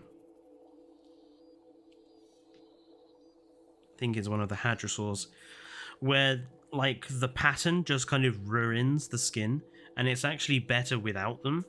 So like Tylo, the Amazon rainforest, just looks really good on its own. You know, the tan belly, the blue back, just looks great on its own. Same with Gambia River Basin. Same with the mangrove forest.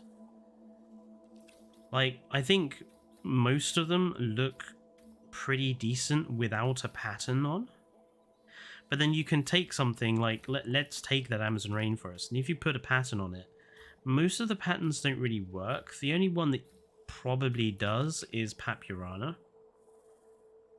But even then, I kind of think it looks just as good without it.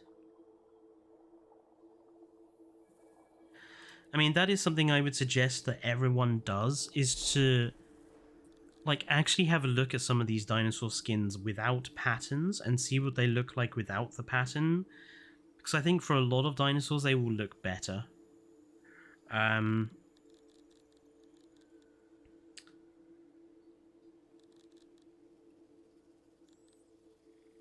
Because I did notice there was, where is it? I think it's Giganotoraptor.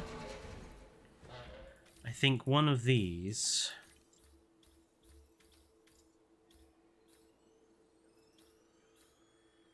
Yeah, I think it's this one. So mangrove forest on Giganotoraptor without any pattern looks glorious. This blue body, the yellow feathers. But then if you stick a pattern on, it dulls the feathers almost entirely. Apart from like Pulcrana, but then it ruins the head feathers. Like Papurana changes the feathers entirely and you can't see them. Same with Pelophylax, really. And I happen to think like that looks so much better than most of these, like the added patterns that ruin it. Like that on its own is fine and actually better than what the patterns do. I think Dinocyrus has a few like that too. Like, remove the pattern.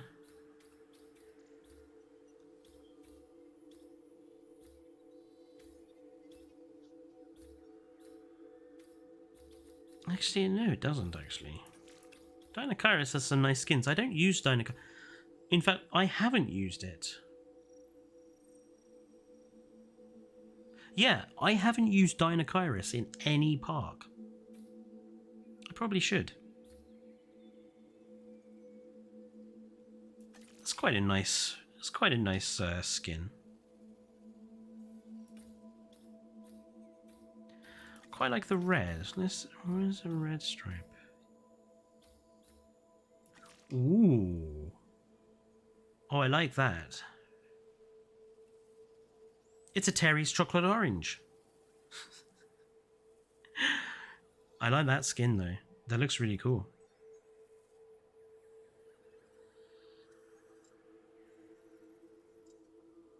It's a volcano. Ah, near on that. Yeah, it's the volcano skin. I like that.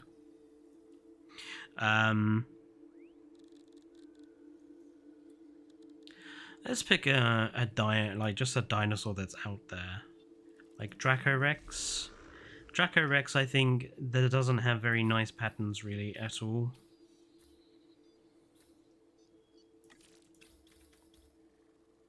But I mean, you've got sort of a similar to the Liblorodon one, like a Fallout-esque skin. And you've even got like a Nuka-Cola Quantum version of it.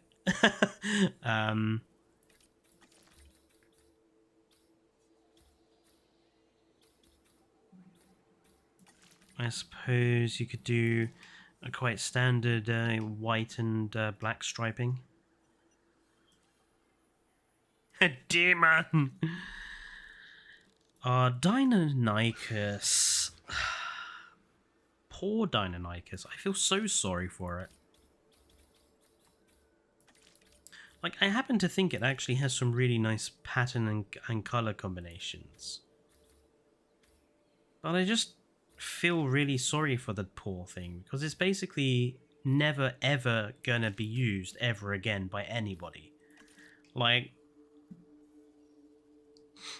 if you want a better looking raptor, you pick Velociraptor. If you want a more accurate raptor, you pick Utahraptor. And if you don't want to use Velociraptor or Utahraptor, you probably pick Pyroraptor or Atrociraptor.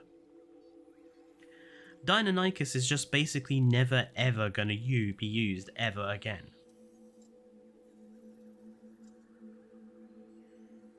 Although I do think that the Utahraptor looks absolutely awesome in the 1993 colours. So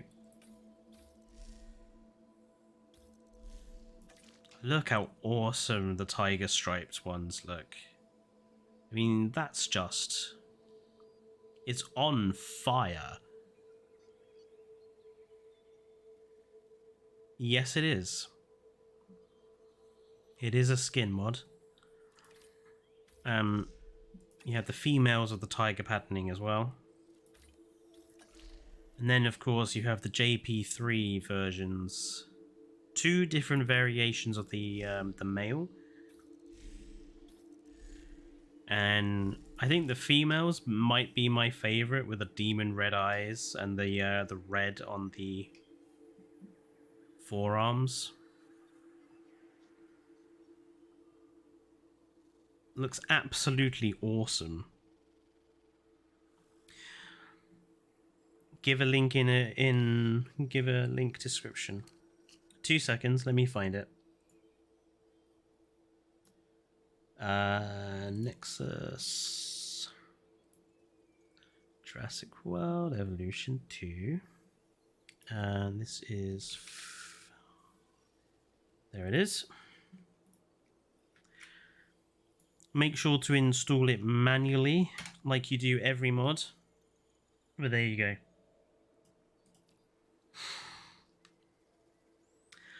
This new guy was released last week, and I cannot wait to put him in a park. Because look how beautiful some of these patterns are. He's gonna look great in a park.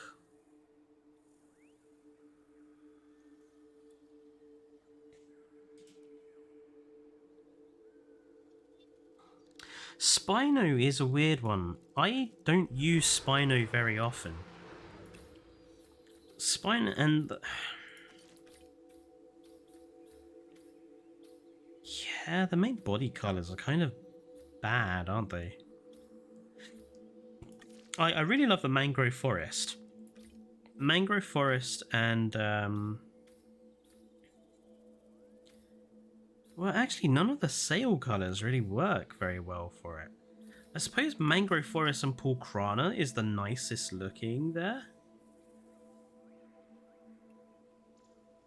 But that's pretty poor. Let's have a look at the Amazon rainforest. Amazon rainforest with the pelophylax gives you a nice watermelon skin.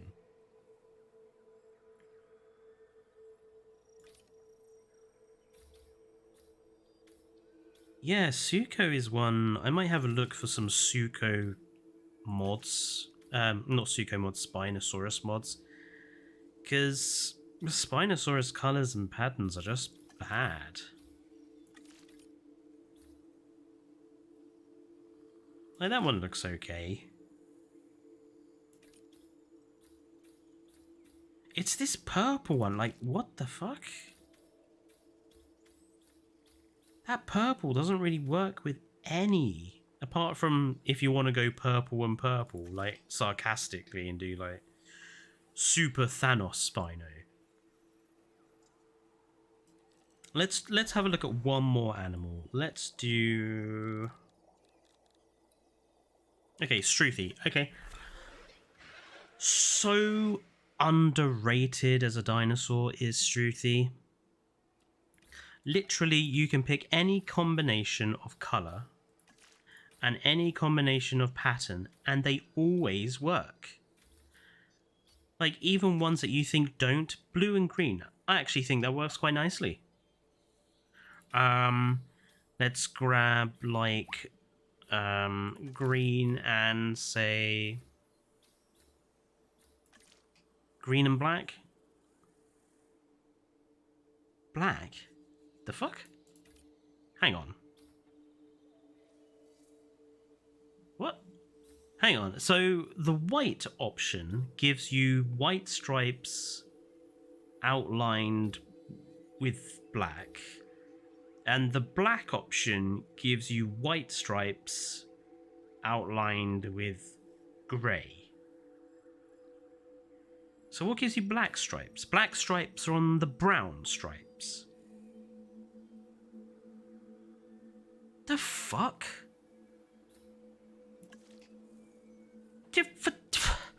What the...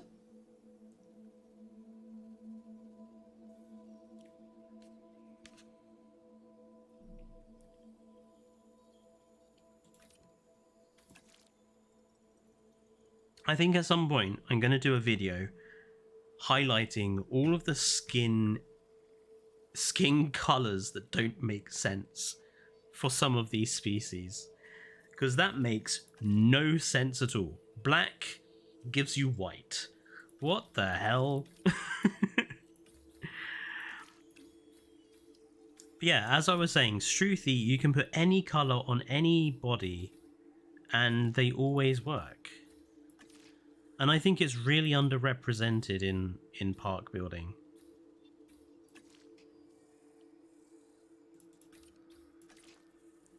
The only one I think is not very good is Calcarana, because it's not really... it's brown and purple, which doesn't really go together. Works kind of okay on the green though. But apart from that, all the rest work brilliant. I mean, even green on green with the white head looks fine. Don't question Frontier. I think they had a stroke when organising them. Quite possibly. Anyway, folks, I want to say thank you for tuning in. Great to see you again, Neron, and I hope to see more of you in next week's stream. Next week, there will be a Jurassic World Evolution 2 video, although I'm not sure what to do it on yet. I've got a few different thoughts. If I can manage it, there may be a video on Friday as well, Part 2 of the Baldur's Gate video, which was supposed to be last Friday, but I didn't get round to editing it this week. So I will try and get it out. And then on Sunday, I think we'll do Prehistoric Kingdom next Sunday instead of Jurassic World. Like, I want to kind of keep up doing different games each week. So next weekend we'll do Prehistoric Kingdom and continue with that park. But for now, thank you everyone for tuning in. Don't forget to like and subscribe if you have not already done so. Do mention Triclaw to any of your buddies who might want a new channel to watch as well, because remember, we are trying to get to 5,000 subs this year. It's kind of like the target for this year. I don't think we're going to get there, but it would be nice to get to maybe 3,000. So anything you can do will help. And until next time, stay safe, enjoy your evening, and good night.